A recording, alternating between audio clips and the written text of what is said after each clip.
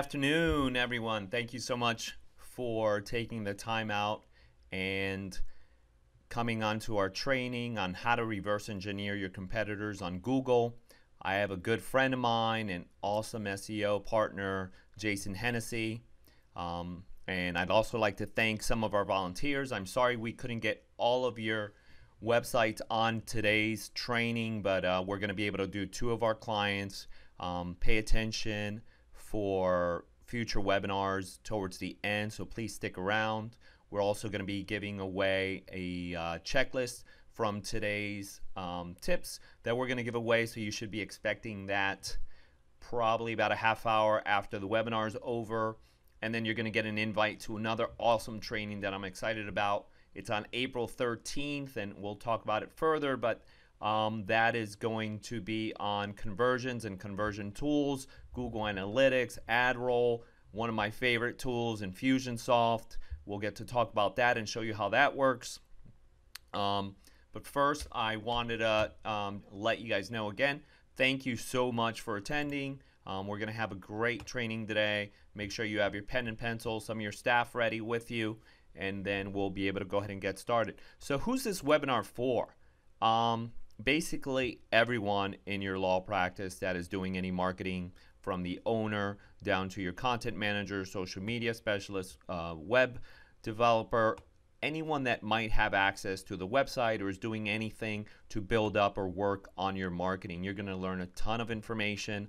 The calls that I've had with partner clients with Jason have been awesome. The clients leave super stoked and ready to get things started. The information that you learn and gather from this webinar and these training tools that Jason's going to show you can change your practice. You are seriously reverse engineering the process, learning how other SEOs are doing, what your competitors are doing. So we're also going to be offering a free 15-minute SEO audit for you, where Jason and I will get on the phone with you and go through some of the things that you could work on, some of the things that are doing well, how your competitors are doing, some of your content. So make sure you register for that when you get the email, because we only have so much time allotted for that, and then we're going to have to start charging for them. Again, so this webinar is for everyone in your staff: lawyers, marketers, law firm owners, content managers, legal marketers, web developers, anyone that's doing in the marketing in your practice. So we still have some people coming in. Little housekeeping: can everyone either raise their hand or post a chat? Make sure that you can hear me, and then we'll go ahead and also introduce Jason. Can you hear Jason? Jason, introduce yourself real quick. Hey, first of all, thanks for joining. We're excited to do this webinar, and we're very passionate about this subject. And I think everybody on the call will certainly be able to leave with more information than they came with, and valuable information. Information that will turn into cases for you. So I'm excited to be here. Great, and we got some notes back. Thank you, Francis, Matt, Shelley. We can hear you. Awesome. Well, that's important because you just don't want to look at our faces.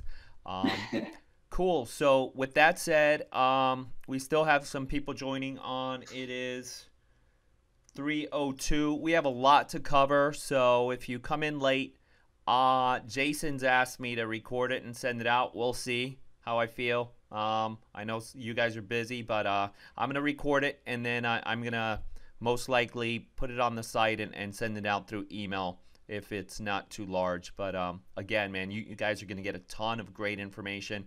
I've been on these calls with Jason where he and I dissect and he goes into in-depth secrets and knowledge of what your competitors are doing and how we can reverse engineer it. This is awesome stuff. I mean, you could probably try to do it yourself. I don't. It makes my brain go crazy, but that's why we have guys like Jason and his awesome team.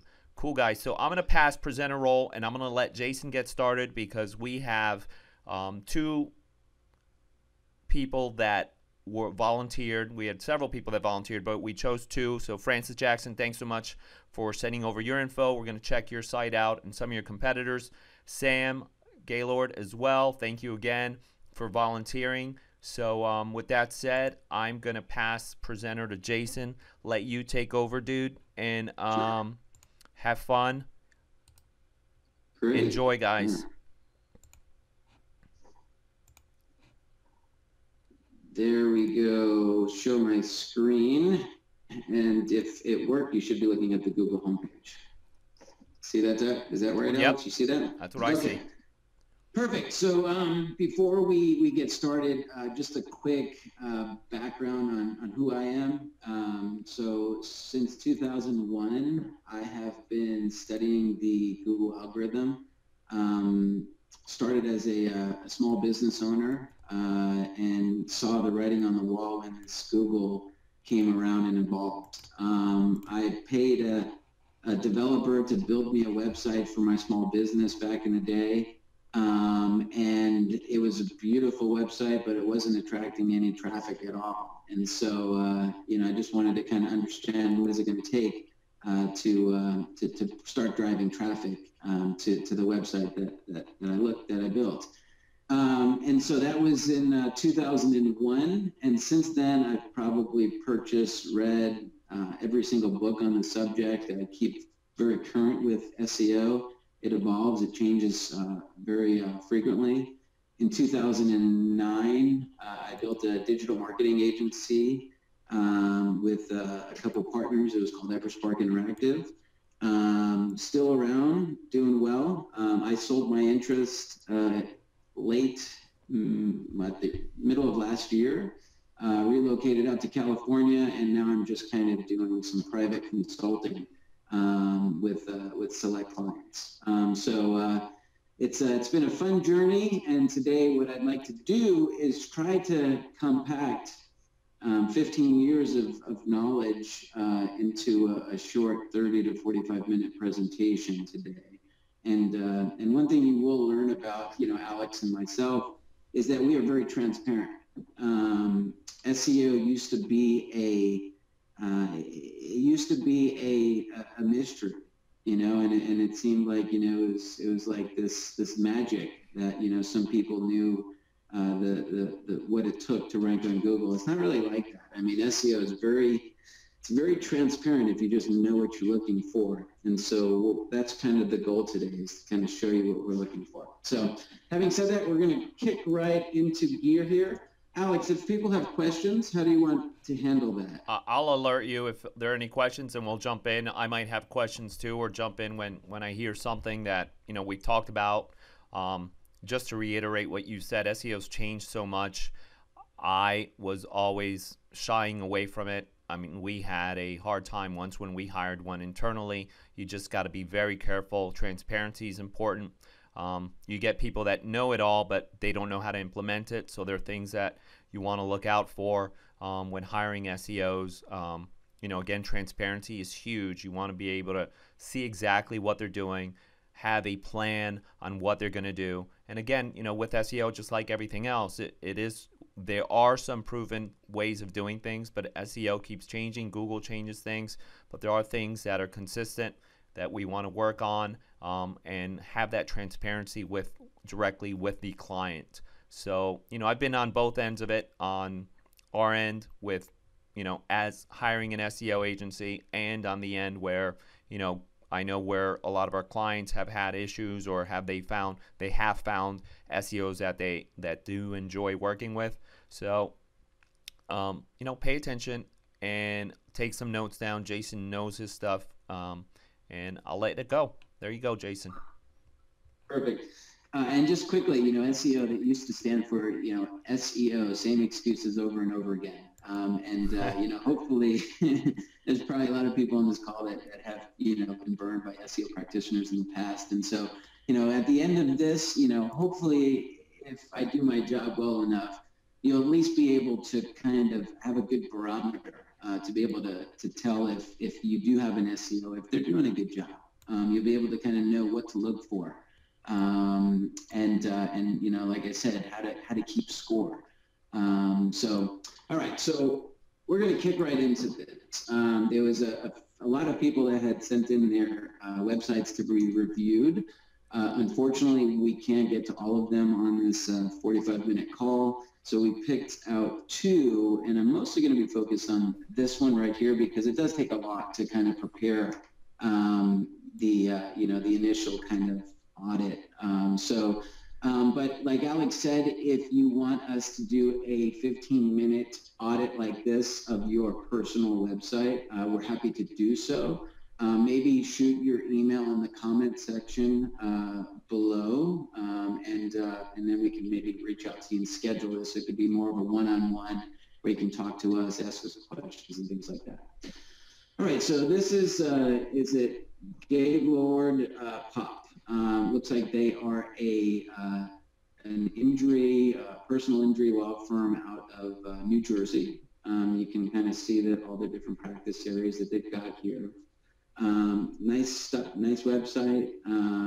It's, it is what it is. There's probably some conversion things I can say, and I think we're going to be doing a webinar on that in the future. But they had sent me over a couple of competitors of theirs, one of which is Stark. Another one is, what is this, prlaw.com. And so those were the 2 that they had sent over. But what I immediately do is I say, well, how do I know that those are their actual competitors? So the first thing that I do is I do a search for a term that I know would be a very valuable search term, and that would be New Jersey car accident lawyer. And so one of the things that immediately pops out here, and you might not know this, but Google decided to take away the ads on the right-hand side. There used to be the pay-per-click ads over to the right, and so what they've done now is they basically took that away and they just added a 4th ad here to the top. But as we all know, most people are now aware that these are ads and just kind of quickly ignore it, and then they end up down here. And so right here is the local stuff. This is the Google organic. Together they kind of merge to create one algorithm, although they are 2 separate algorithms that have different variables, but one helps the other. And so, for instance, this one requires more attention on what is referred to as citations, making sure that your name, address, and your phone number, it's referred to as NAP, is consistent across the World Wide Web. And then this right here, this is the organic stuff, and we'll be talking mostly about this on the call today. And so this really, it involves 2 separate things. It involves 2 separate things. There's 2 separate variables. So the first variable will be everything on page, everything that you can control on your website. The second thing is everything off the website that you don't necessarily control. So the popularity of the website. So on one hand, you've got the relevance, everything that you can kind of control, the content, the technical aspects of your website, if Google can crawl it correctly, if it loads fast. That's one side of SEO. And I'd say that's probably about 30% of what matters with regards to organic SEO. The other 70% is really what comes down to the popularity of your website. So there's a couple other websites too that pop up out here that they didn't send over as far as competitors go. The first one would obviously be the site that ranks number 1. Another site here is Jersey City Lawyer, and then you've got DSSlaw.com. So those are just a couple that I pulled here that I figured we can talk about on this call.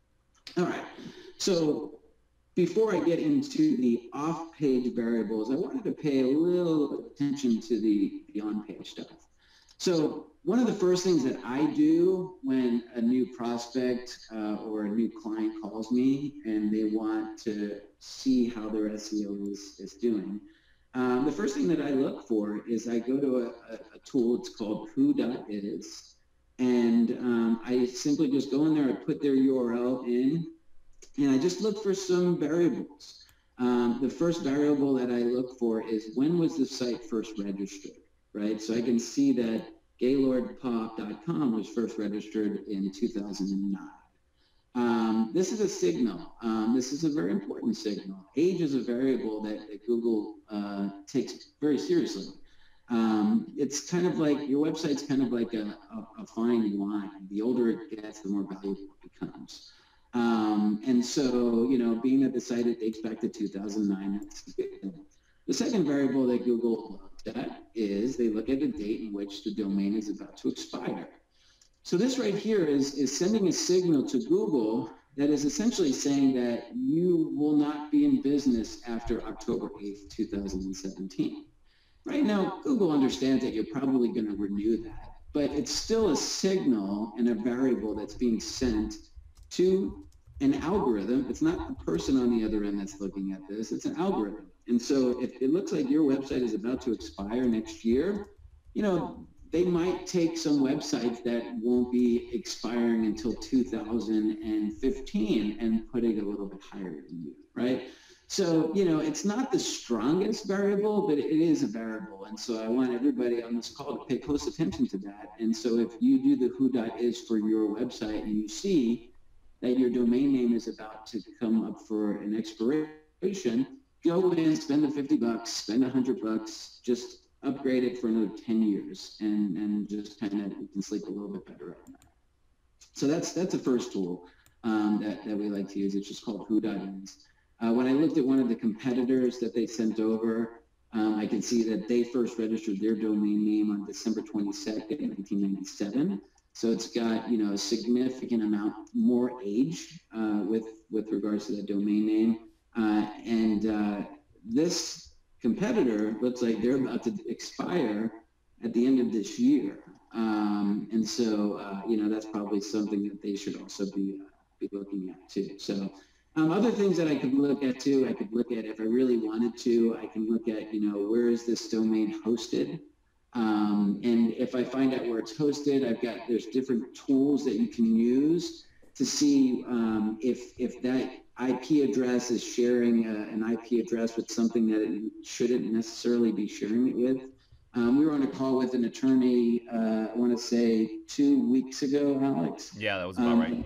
Yeah, and so we got on the call and, and they were having some issues with their SEO, and we started to kind of diagnose it. And it comes to find out that they were on a GoDaddy hosting platform paying $10 a month. And on that same GoDaddy IP, their IP address, there was a porn site. And so here they were on this shared GoDaddy environment, and there was a porn site that was kind of attached to it. And so, while it might not directly hurt them, it certainly doesn't. It certainly doesn't help them. So, so that's an issue. Is that? All right. So let me do the next thing here. All right. Let's go on here. So we talked about this. Next thing that I want you to do too, this is another important variable to consider, is when you're looking at your website, there's also another variable that's very important, and that is the actual number of pages that are indexed on the website.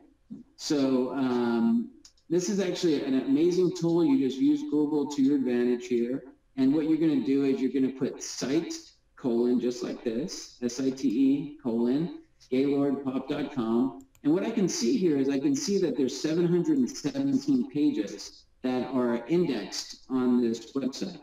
And so that is another variable that is important, because the more content that you create, the more ads that Google is going to be placing around your content. And so the more money that Google makes from your content, right? So it makes sense that they're going to reward you by adding fresh content onto your site on a regular basis. Now, I haven't gone through the extent of looking at the site to see if every page is optimized correctly for every single keyword that you're trying to target. That would obviously require a lot more time. But at first glance, I can see that they've got 717 pages that are indexed on the website. If I were to look at one of their competitors like Stark, I can see that site has 2,800 pages that are indexed on the greater web. And so that is it's a very important signal to kind of be aware of. And it makes a lot of sense too when you think about it, because the more content that you have, I mean, Google's nothing more than just kind of like a mathematical algorithm that kind of arranges and populates content. And so you get your traffic from people doing searches on Google. So the more pages that you have on your website, it's obviously going to start attracting more content. I mean, more traffic to your website. So that's an amazing tool, just using sites command : and then your url.com. And so you can kind of see that. Another one was PR Law, and that was 590 results that populated for that. So I would, like I said, pop in your website, pop in some of your competitors' websites, just to kind of get a good sense of how much content they would have.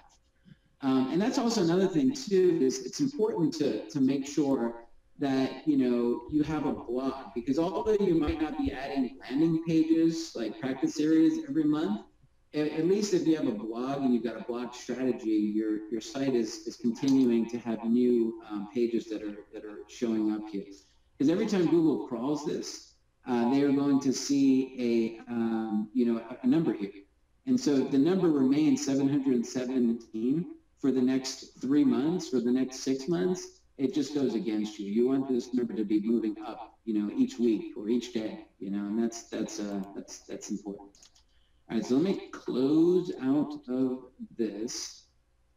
Let's talk about PageSpeed. This right here is a free tool. It's provided by Google. It's called PageSpeed Insights.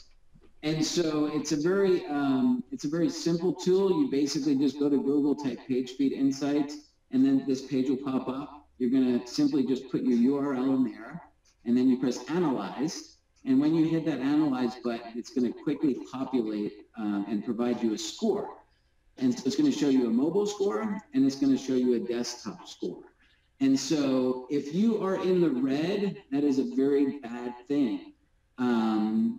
One thing that you have to always remember is, when people are on Google, that is a customer of Google, and they want to make their customers very happy, and they want to provide a good experience for their customers. And so all too often, I do it myself. If I'm on the web and I'm searching around and I click on a link and it takes, a couple seconds to load, and it seems like my website is kind of frozen or stuck for a few minutes, I click back and I go to the next page. And so this right here is one of the reasons why people click back, is because the pages aren't loading fast enough. And Google takes page speed very, very important. So importantly that they created this tool for web developers.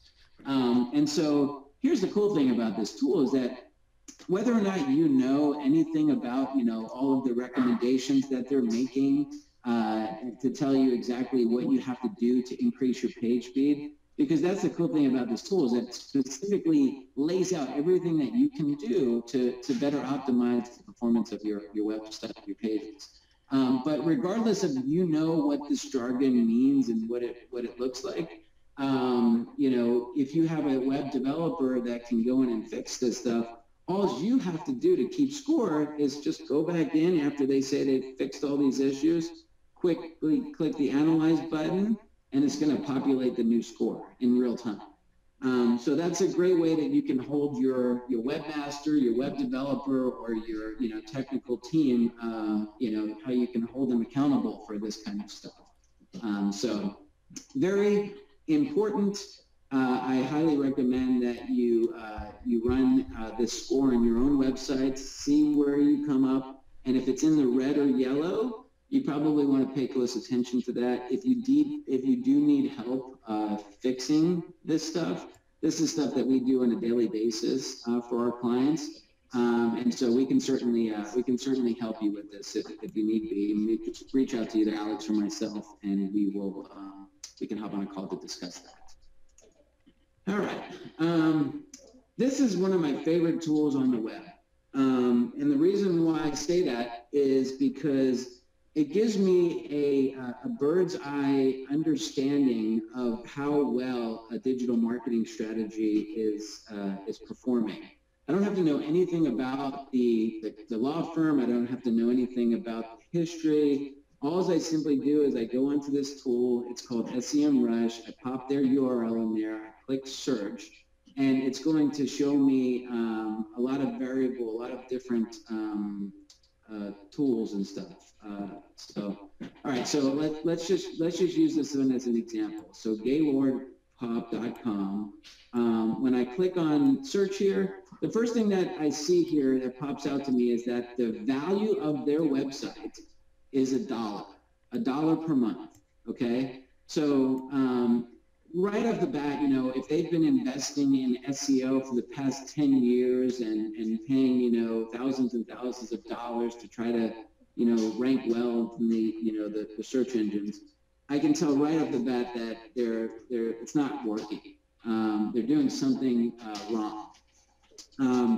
This number should be definitely higher than a dollar. It should, maybe be 10,000. It should be 30,000, maybe 150,000. It's all relative to their market and their industry. But $1 is certainly something that doesn't look right. So let me explain how this algorithm, SEMRush, comes up with this $1 number. So what they do is this tool calculates how many keywords that this particular website ranks for, right, on Google, how many keywords they rank for on Google that meet two variables. The first variable is that they are in the top 20 positions on Google, so the first 2 pages of Google.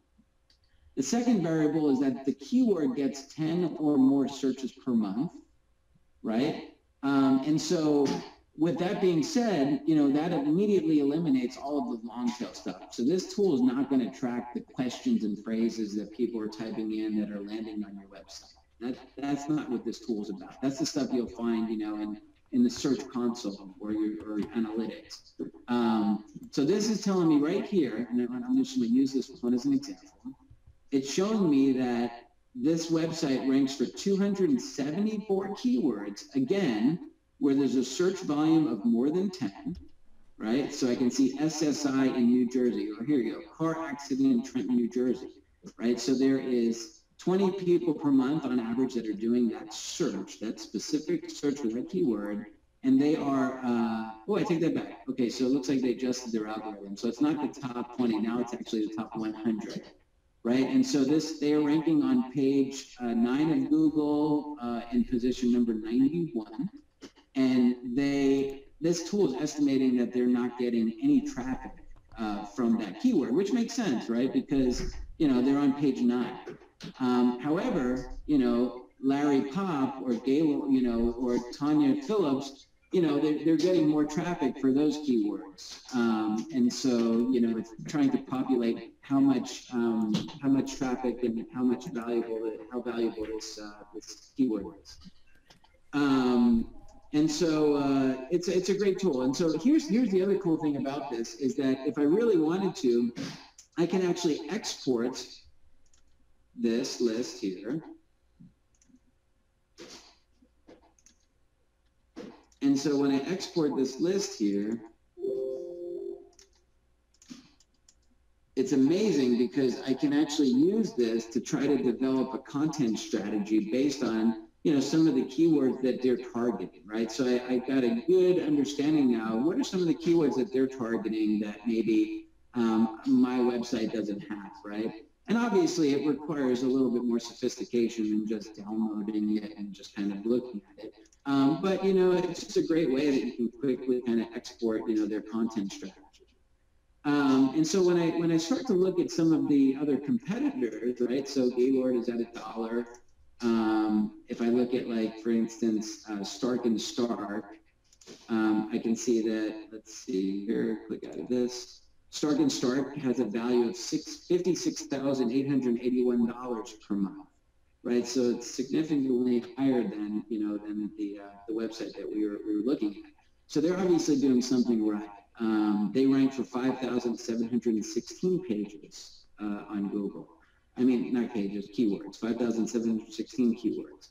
And so as I start to go through this list here, I can even see, other websites. So, like, for example, PRA Law, they have a value of $6,000 per month, right?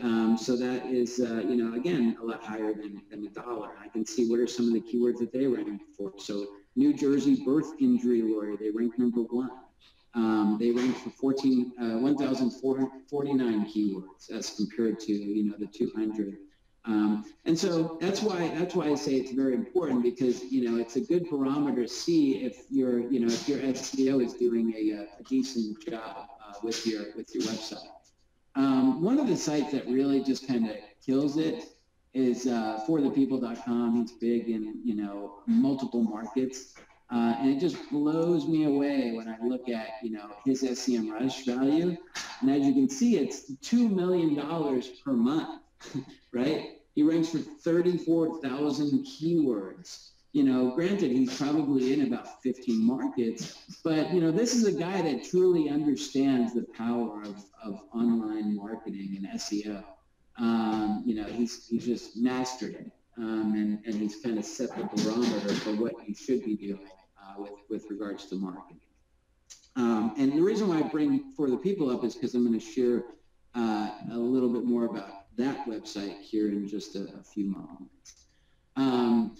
So that's basically the gist of the stuff that you can pretty much control on your website. We talked about the age of the domain, renewing it for at least 10 years into the future. We talked about looking at the site command search on Google to see how many pages are indexed, so that you can maybe start to reverse engineer your competitors to see how many pages they have indexed on their website.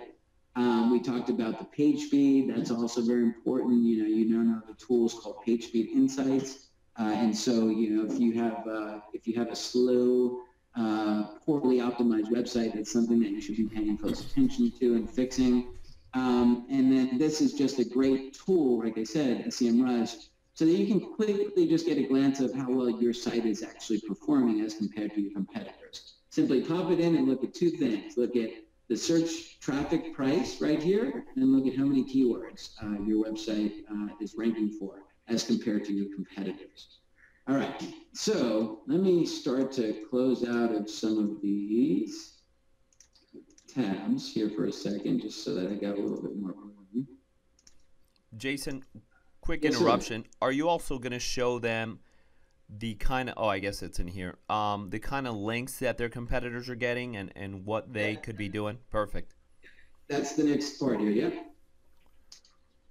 And I hope everybody's getting some value out of this this webinar here. And please ask questions. If you have any questions, please either jot them in the question box or chat, or send them to us in email.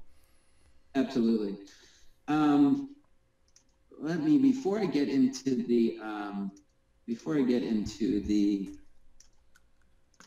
link stuff, this is me just basically running a crawl of the website, the same way that the search engines all run crawls of the websites, right? And there's multiple tools that you can use, and in most cases, all of this is going to look very foreign to you. But basically, it's just a crawl of the website. It basically goes through every single link on a website. It just basically populates this data into a format that that we interpret to see if there's any technical complications with the website. So immediately when I run the crawl, I can see that there's a bunch of 404 pages, and so a 404 page is essentially a broken link. It's a dead end. And so the more of those type of links that you have on your website, the harder it is that Google can actually get a good crawl of your website. Plus, you start to get docked points within the variable for having too many of these type of errors. So you want to go through and just kind of fix these things. Another thing, too, is there's a bunch of unnecessary redirects happening. So 301 redirect is where you essentially have a page and you basically create a new page. And so if anybody lands on that old page, you want them to land onto that new page. And so what you do is you implement what's referred to as a 301 redirect, right? However, what you really want to do is after you do that, you want to go through your own navigation and your internal links, and you want to link to the new pages directly from all of your internal links, rather than forcing people to go through this unnecessary redirect, because it starts to discount the weight of the page rank that's being passed and flown through these different pages. And so, I just quickly looking at this, I can see that there's a bunch of unnecessary 301 redirects that are taking place that need to be fixed. I could also look at, So that's external. I could look at some of the internal stuff. So URLs, I can see if there's any URLs that are duplicated. I can see if there's any URLs that are using underscores like these right here. Like within the URL, you see how it says practice areas with an underscore. That should actually be a hyphen and not necessarily an underscore. I can see if there's any page titles that are missing on a website. I can see if there's any page titles that are duplicated. And so page title is a super important variable. I'm sure by now most people on this call know what a page title is. It's that result that you see on Google when you do a search. So New Jersey. Let me just quickly go over this in 5 minutes. So this right here is your page title. It's very important that these page titles are optimized and relevant to whatever keyword that you're trying to get. This right here is called a meta description, right? And so anyway, so my point here in explaining this is so that when I do a crawl of it and I see that these page titles are missing or they're not properly optimized, I mean, those are some technical problems that just kind of need to be fixed. And so that's just something else that comes up a lot when we're doing these type of audits. H1 tag, this is a whole nother webinar where we can kind of go through all of this. I don't want to bore people with this, with the technical aspect of SEO, but it is something that you should probably have an audit done and at least fix any and all the some of the critical things that are broken with your website. Those are the type of things that you kind of fix once, and for the most part, they remain fixed. But let's talk more importantly about what I talked about earlier, which is the 70% of what matters with regards to SEO. And so this right here is a tool. It's called Ahrefs. There's plenty of other link tools like this. In fact, when we start to do like link audits and we start to do reverse engineering of link strategies, we probably use about 7 of these type of tools. This is just one of the ones that we use. And so here's basically what I'm looking at right now. This is kind of like the online bank account for a website. Again, very simple. I go in there, I type Site Explorer, I click search, and it's going to populate. Initially, it's going to show this. It's going to show me this data right here. So it's going to show me a domain rating, right? And the domain rating is anywhere from 0 to 100. Right, so 38 looks like it's a little low, but it's all considering, everything's relevant, relative to how well your competitors are, right? So 38 is the domain rating. This is one of the first things that I look at here. The second thing that I look at is the number of referring domains that are linking back to a website. And so in this case, there's 61 websites that are linking back to gaylordpop.com. Right? 61 of those. Out of the 61, that's 61 root domains. Now, there's a total of 1,696 backlinks that are being pointed to that website. So the difference between a backlink and a referring domain is, let's just say CNN.com had a link on the bottom of every single page of CNN. And let's say there's 100,000 pages that were indexed, within CNN. Basically, what that would tell me is that they would have 100,000 links, but only one referring domain, right? So I hope you kind of follow along there. All right, so when I click on referring domains, this is where the rubber meets the road, people. This is what matters. This is what's boosting the popularity of different websites. And so as I can see here, their most popular link that they have is from a Better Business Bureau listing. That is, let's open this up here. It's a Better Business Bureau listing, and it looks like they're listed in a couple different places of this Better Business Bureau page, right? And there it is. So they're listed somewhere on this page right here. If I were to do a search, I would find it. So it's interesting that, the Better Business Bureau, which is a domain rating of 82, is coming up first. What does that tell you? Hey, maybe if you have a Better Business Bureau in your area, that you should be on that page. or you should be advertising with Better Business Bureau just to get the page rank value, right? The SEO credit of that. Avo.com, that's their second strongest link. So it looks like they're advertising with Avo. AARP.org, right? It looks like they've done a press release, PR log. I can see that they're listed on Justia, right? So I'm now able to see, you know, what's driving their rankings, right? And in this case, you know, they've got some pretty good links, right? A total of what, 69 of them, I think it was. But the problem is that they're still not ranking, right? They have a dollar value, which tells me that the problems aren't necessarily the links. They have the page speed, their domain is only going to expire next year. There's a bunch of technical problems that are going on.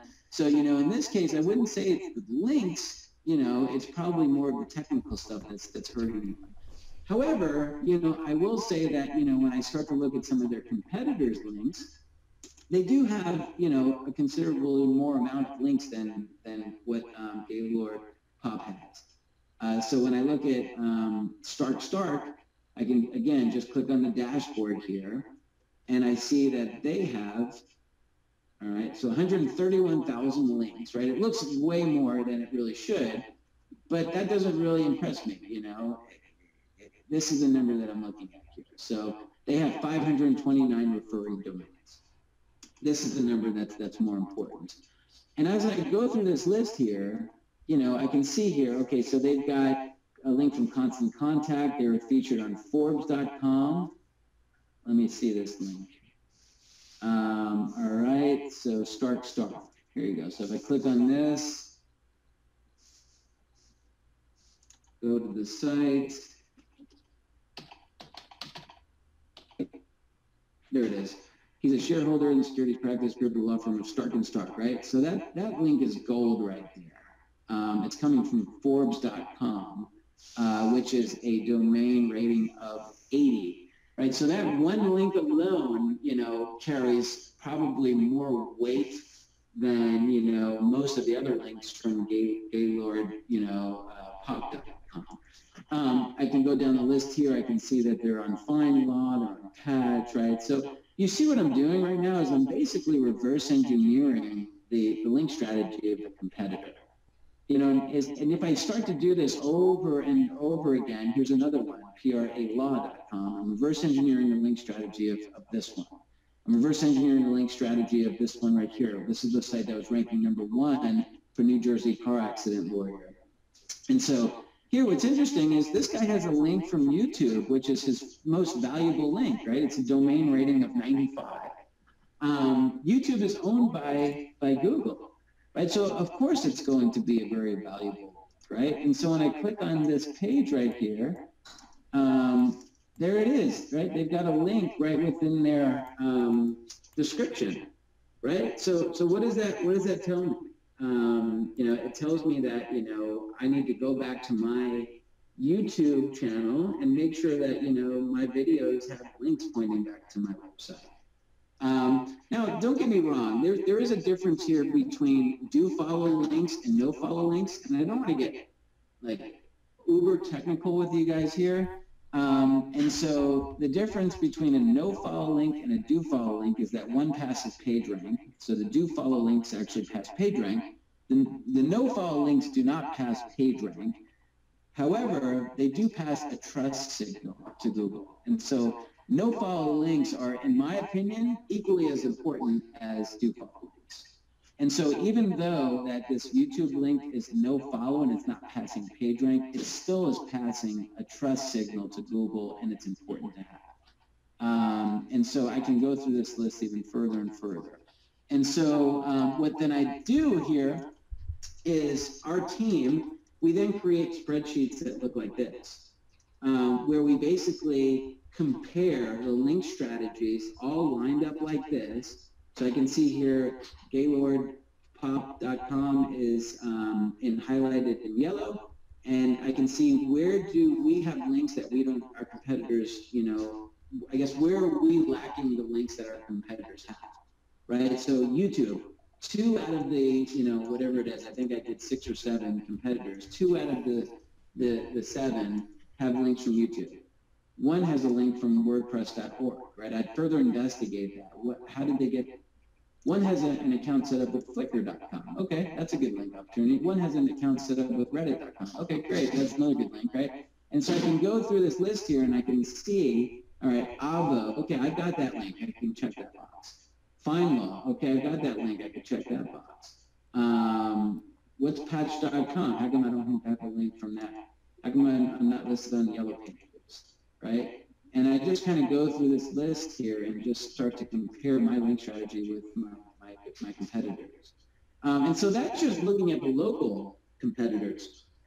I'll then, do the same example, and I'll start to, include some of the national competitors too. Like I might do a search for New York car accident lawyer, Los Angeles car accident lawyer, San Francisco car accident lawyer, and then start to reverse engineer my client's website with the top 3 competitors in every major market so that I can discover what links I can attract that some of the national competitors that are ranking for some of the even more competitive keywords have, right? I will also look at some of the, major brands like Coca-Cola. I'll look at, Best Buy, I'll look at Amazon and start to reverse engineer their link strategies too, because there's opportunities there that surface. And so this is kind of how we go about SEO. It all comes down to making sure that all the technical aspects are fixed, the site is fast, you're adding content on a regular basis, not just any content, it's a very strategic content strategy that's targeting very, a select finite group of keywords. You're tracking everything, you're monitoring phone calls. I think we're going to be talking more about the conversion in another webinar that we'll be doing here. Alex will provide the date. I don't recall it off the top of my head, but we're going to be doing a webinar that talks more about like the conversion tools that you can be using. And that's really it. I mean, SEO is not rocket science. It's really not. If you've got the right person in place that understands this so thoroughly, I mean, look at this. Their strategies are exposed, right? And we did this within 35 minutes. I know exactly why these websites rank #1 for New Jersey car accident lawyer. And so, hopefully now you do too. But you guys are attorneys, you're practicing, you're making, your hourly rate, you demand high dollars for your hours, and it might not be best served doing this type of stuff. And so if you want, Alex and I, we can certainly help you out with, whether it be a couple hours per month of just kind of coming up with this data or actually executing it and building these links for you. That's kind of what we do. So having said that, that's all we have. I know that, we're about right out of time. It's about 12:45, and I want to be cautious of everybody's time on this call. Alex, I think we talked about, doing a free audit like this for some of the people that want to, provide us with your emails. We can set that up, but I'm going to pass it over to you.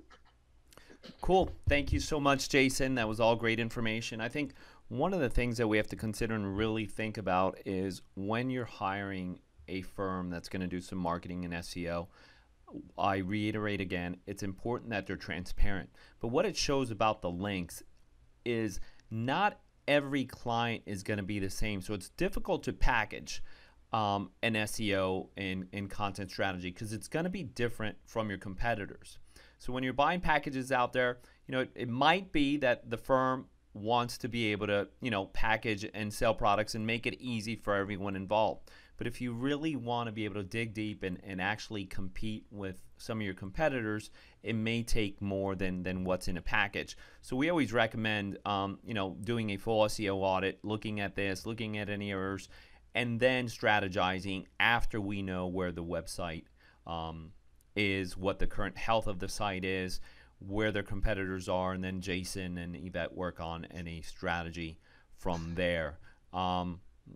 I know we had one more person that had volunteered. I don't know that we have more time for them. We can do a personal one. We can do a personal one for you. I apologize for that we ran late, but it was a lot of information to get through. Does anybody have any additional questions? I see I ran late with the client and webinar anyway. We can get a replay emailed. Yeah, I'm working on that. Hopefully I don't have any errors or anything on it, but yes, I will try to send that by early next week, and then you're going to be getting the checklist for all the tools that were mentioned on the call, on the webinar as well, in an email. Let me see, what's the next? I have a couple questions here. How long will okay, here we go. How long will a link from a publication like Forbes hold juice once the story is archived? Is it worthwhile to do a competitor audit before launching a new niche practice site? So there's a couple questions there. Yeah, so I can address that. So, you know, the link, you know, when you first get a new link, you know, it carries the most value, right? And as the link continues to just sit there for years and years and years, it's still going to show up as one of your, you know, most valuable links. But it does get a little discounted over time. But it's nothing to, you know, to be worried about. The only time that the link will actually stop adding value is if it actually gets removed from Forbes.com. And so sometimes that does happen with like news websites. And I know like there's probably a lot of people out there that do press releases. You know, press releases are great. You know, it's actually an amazing strategy when SEOs found out about it, you know, probably about 12 years ago. Because it would instantly drive really strong links quickly. You know, sites like news websites, local websites, media websites would be linking to you from, you know, these press releases. But the problem with press releases is they only have a shelf life of about, you know, maybe what, 60, 90 days. And then they start getting removed and turning into 404 pages, and then the links don't carry any weight anymore. And so it's still the case. If you have a press release strategy now, you should be doing press releases once a month or once every 3 months, because the links that you get as a result of that, most of them are going to disappear, you know, and then you've got to be replacing those with new links from, you know, from some of the local media. And then the other one was, is it worthwhile to do a competitor audit before launching a new niche practice site? So I want to know a little bit more about your practice site too, because that'd be important to know. But what do you think, Jason? Yeah, well, I mean, we build our websites and our strategies, I mean, based on the keyword research that we do, right? So, and we build our websites in Microsoft Excel. I mean, that's how we start building our websites is, you know, before there's any graphic design or aesthetics or, hey, we want the phone number over here, you know, we start every project with keyword research. We let the data tell us which pages of content do we have to, you know, have on our website. And then we build a site plan around that. And so with the site plan, the data, the keyword research, then we start writing the content. And the content is properly optimized, H1 tags, title tags, meta descriptions, top navigation, sub navigation, internal links, external links, you know, page speed, all that other stuff, you know, is all factored in. And then we throw the lipstick on the website to make it look nice. So absolutely, you know, your strategy should be, you know, based upon the keyword research and what the demand is in the marketplace. And that also includes some of the competition, like studying what, you know, some of the keywords that they're targeting. So that's how we would go about that. Perfect. Yeah, and I second that. You know, before we were doing any SEO work for our clients, we always start with a content strategy. All of it begins with research on the content at their competitor site, keywords, same thing. It's important. I actually wrote a blog post not too long about it. You know, stop blogging until you do this, and it's to actually build out a documented content strategy. Even if it is just for the navigation of your site, it's very important to have that. Next question. Do Twitter links have any SEO value? So yes and no. So by having a profile set up within Twitter, you know, it's probably going to show up here, right, within your popularity of your links. And so it's probably going to show as a no follow link, right? So it's not going to pass any page rank, but that's okay. So it's still going to pass trust rank here. But the other thing that Twitter is very good for is that it starts to send traffic to your website. Right. And so, you know, the traffic that comes to your website is also going to have an indirect benefit. So it might not necessarily be a direct benefit that's improving your SEO, but it could be an indirect benefit where somebody lands on your website, right, and they start clicking around and they're on your website for 3 minutes and then they exit. And I mean, those are other variables that Google's monitoring, right? They're seeing, you know, how long somebody stays on your website. What's the bounce rate? You know, they're looking at things like just, you know, some of the other analytics stuff. You know, what different navigations are they taking throughout the website? What are the paths? What are the exit pages? You know, so those are the indirect benefits that you get as a result of that, of Twitter. And plus, the other thing too is by starting to use Twitter, you are also going to have, you know, natural links coming back to your website. So if people start to see your content on Twitter and they look at it and they share it, now you're actually building natural organic links that your competition can't easily replicate or clone.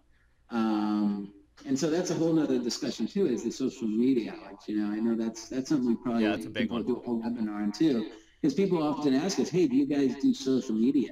And my immediate answer is no. I mean, we can help come up with a social media strategy or maybe train somebody, but social media really needs to be internal. You know, it needs to be somebody in your office that is, you know, taking photos when you guys are going to the Braves game and, you know, taking a photo of you with the client and, you know, it's really more personalized kind of a thing, you know, and you probably want to get like an intern or a social media person in-house to do that.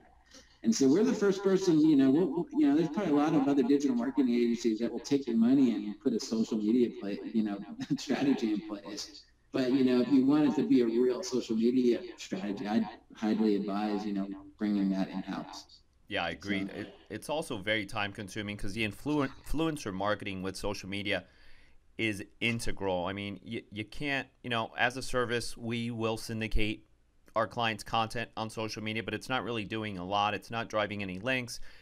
The influencer market and marketing is what really will get those brand ambassadors out there to really start sharing and getting your content out there. But again, you know, like Jason said, it's something that has to be internal, very time consuming. You want to devote the time. Again, we can help you with the strategies and outline it for you, but it really should be someone internally that's going to take a passion for it and really take the reins and run with it, read up on it, try to find the influencers, the relevant marketplaces.